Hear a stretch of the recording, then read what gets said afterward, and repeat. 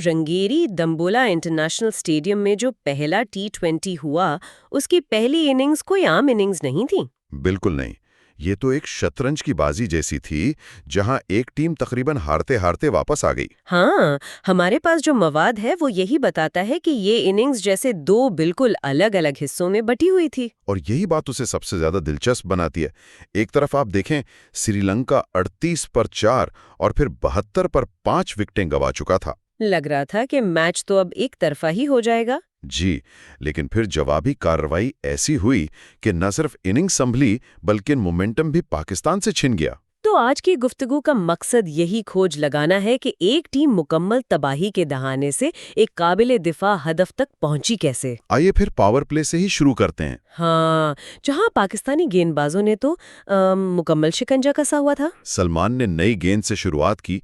गेंद दाएं हाथ के बल्लेबाज के लिए अंदर आ रही थी, लेकिन आउटफील्ड बहुत तेज थी। बहुत तेज। पाथम निसांका ने जैसे ही 2 चौके लगाए, ऐसा लगा कि गेंद को रोकना तो नामुमकिन है। ये तेज आउटफील्ड बल्लेबाजों के लिए एक तरह का धोखा भी है ना? बिल्कुल। आपको शॉट्स की पूरी कीमत मिलती है, लेकिन आप कभी-कभी ऐसे शॉट्स भी खेल जाते हैं जो नहीं खेलने चाहिए। और वही हुआ दूसरे एंड पर। कामिल मेशारा को तो स्ट्राइक ही नहीं मिल रही थी। और T20 में यही होता है, जब एक बल्लेबाज गेंदें जाया करता है तो दूसरे पर प्रेशर आता है। और वो प्रेशर में आकर एक ऊंचा शॉट खेल गए और मिड ऑफ पर कैच दे बैठे। लेकिन मेरे ख्याल में असल धचका निसांका की विकेट थी। वो बहुत खतरनाक नजर आ रहे थे। हाँ, 12 रन्स पर खेल रहे थे, लेकिन वसीम जूनियर की गेंद पर टाइमिंग बिल्कुल ही मिस कर गए। ये पिच का कमाल था या वसीम की होशियारी? मेरे ख्याल में दोनों का इम्तिजाज था।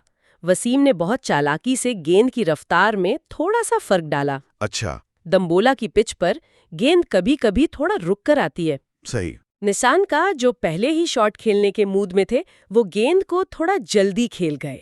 और शॉट सीधा फील्डर के हाथ में चला गया।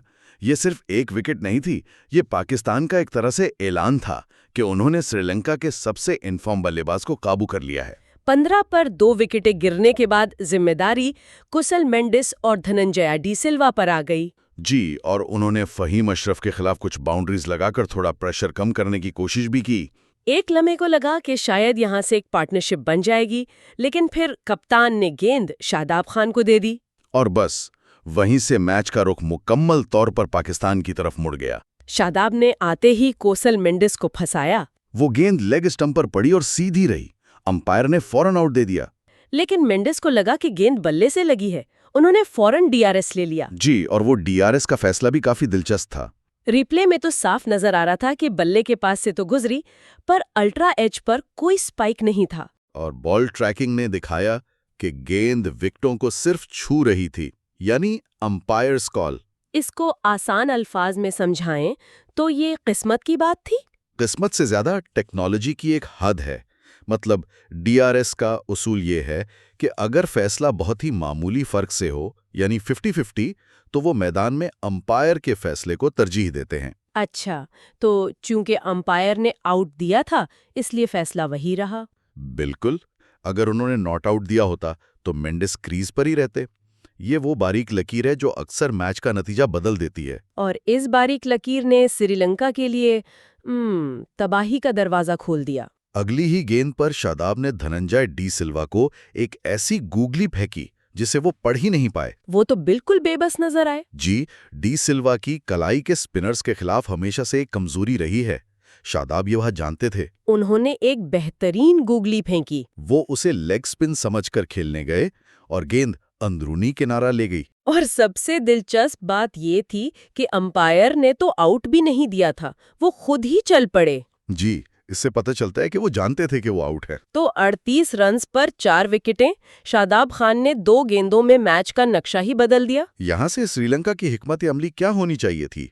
विकेटें बचाना या जवाबी हमला? चारित असलंका ने आकर छक्का लगाकर अपने इरादे तो जाहिर कर दिए थे। यही जदीद T20 का फलसफा है। असलंका ने दबाव वापस बॉलर पर डालने की कोशिश की। उन्हें एक मौका भी मिला जब शादाब की गेंद पर उनका कैच गिरा। हाँ, लेकिन वो उसका फायदा नहीं उठा सके। और वो भी शादाब की ही एक टॉप स्पिनर पर आउट हो गए। शादाब ने इस ओवर में गुगली, लेग ब्रेक और फिर टॉप स्पिनर सब इस्तेमाल किया। ये एक मास्टर क्लास स्पेल था। असलंका 18 रन्स बनाकर आउट हुए और स्कोर था 72 पर 5। इस वक्त तो 120 का हदफ भी नामुमकिन लग रहा था। बिल्कुल। और ये वो मकाम है जहां से ये इनिंग्स एक गैर मामूली कहानी में बदलती है। डगआउट में दासन शनाका पैड्स पहनकर तैयार बैठे थे। जी, एक तजुर्बाकार फिनिशर। लेकिन सबको हैरान करते हुए कप्तान वनिंदु हसारंगा खुद बैटिंग के लिए आ गए। ये एक ऐसा फैसला था जिस पर बहुत बहस हो सकती है। ये मायूसी थी या एक सोचा समझा मंसूबा? मेरे ख्याल में ये एक इंतहाई दुलेराना और ज़हीन फैसला था। कैसे? देखें, हसारंगा ने सूरत हाल को समझा। वो जानते थे कि अगर शनाका इस वक्त आते और आउट हो जाते तो टीम शायद 100 भी ना बना पाती। सही। उन्हें एक इम्पैक्ट इनिंग्स की ज़रूरत थी और उन्होंने खुद को इस किरदार के लिए सबसे मौजू समझा। और उन्होंने आकर पहली चंद गेंदों पर ही चौका लगाकर ये पैगाम दे दिया कि श्रीलंका अब दिफा नहीं करेगा बल्कि हमला करेगा। और उनकी बैटिंग में भी एक तब्दीली नजर आई। हाँ, पहले वो ज्यादातर ऑफसाइड पर खेलते थे, लेकिन इस इनिंग्स में उन्होंने पूरे मैदान में शॉट्स खेले। यही उनकी तरक्की की निशानी है। लेकिन इस वापसी का सहरा सिर्फ हसारंगा को नहीं जाता। दूसरे एंड पर जेनिथ लियाना-गे ने भी बहुत समझदारी से बैटिंग की। कमाल की जहानत का मुजाहरा किया। उन्होंने मोहम्मद नवाज को टारगेट किया। वो जानते थे कि नवाज की बॉलिंग में ज्यादा वैरायटी नहीं है। तो उन्होंने क्रीज का इस्तेमाल किया। जी, एक गेंद पर आगे बढ़े, दूसरी पर पीछे हटे और लगातार 2 चौके हासिल किए। इन दोनों के दरमियान सिर्फ 18 गेंदों पर 29 रन्स की शराकत हुई। ये शायद सुनने में इतने ज्यादा न लगें, लेकिन इस शराकत ने मैच का बहाव मुकम्मल तौर पर बदल दिया। आखिरी 30 गेंदों पर श्रीलंका ने 50 से ज्यादा रन्स बनाए और नवाज का वो ओवर जिसमें 15 रन्स बने वो टर्निंग पॉइंट था। ये एक नफसियाती जंग थी। 72 पर 5 के बाद पाकिस्तानी कप्तान और फील्डर्स बिल्कुल पुरसुकून थे। हाँ, उन्हें लगा कि मैच अब गिरफ्त में है। लेकिन जैसे ही हसारंगा और लियाना-गे ने जवाबी हमला किया, फील्ड में हलचल मच गई। कप्तान फील्ड बदलने पर मजबूर हुआ और बॉलर्स अपनी लाइन से भटकने लगे। आखिरकार पाकिस्तान को हसारंगा की विकेट मिल ही गई जब वो 18 रन्स बनाकर फखर जमान के हाथों कैच आउट हुए।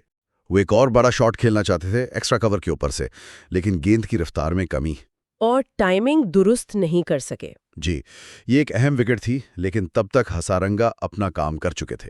उनकी इनिंग्स लंबी नहीं थी, लेकिन उसका असर बहुत गहरा था। बिल्कुल, उन्होंने एक डूबती हुई कश्ती को न सिर्फ सहारा दिया बल्कि उसे वो रफ्तार दे दी जहां से आने वाले बल्लेबाज जैसे शनाका खुलकर खेल सकते थे। तो बिलाखिर श्रीलंका एक ऐसे स्कोर तक पहुंचने में कामयाब हो गया जिसे चैलेंजिंग कहा जा सकता है। जी, ये इनिंग्स वाकई 2 मुख्तलिफ कहानियों का मजमुआ थी। पहले 10 ओवर्स में पाकिस्तानी बॉलर्स का गलबा, खास तौर पर शादाब खान का स्पेल, और फिर आखिरी ओवर्स में हसारंगा की क़यादत में श्रीलंका की नाकाबिले यकीन बहाली। इस इनिंग्स ने हमें T20 क्रिकेट की असली रूह दिखाई है। ये सिर्फ महारत का खेल नहीं है। नहीं, ये हिम्मत, हिकमत अमली और दबाव में सही फैसले करने का भी खेल है। बिल्कुल। और इस पूरी गुफ्तगू के बाद एक बड़ा सवाल जहन में आता है जिसे हम अपने सुनने वालों के लिए छोड़ जाते हैं। जी, वनिंदु हसारंगा का खुद को दासन शनाका जैसे मुंझे हुए फिनिशर से पहले भेजने का फैसला, क्या ये सिर्फ इस लम्हे की ज़रूरत के तहत लिया गया एक कामयाब जुआ था? या फिर ये श्रीलंका की T20 हिकमत अमली में एक मुस्तकिल तब्दीली का इशारा है? मतलब जहां वो रिवायती बैटिंग ऑर्डर के बजाय इम्पैक्ट प्लेयर्स को मैच की सूरत हाल के मुताबिक इस्तेमाल करने की तरफ बढ़ रहे हैं। ये फैसला मुस्तकबिल में उनकी सोच की अक्कासी कैसे करेगा, ये देखना वाकई बहुत दिलचस्प होगा।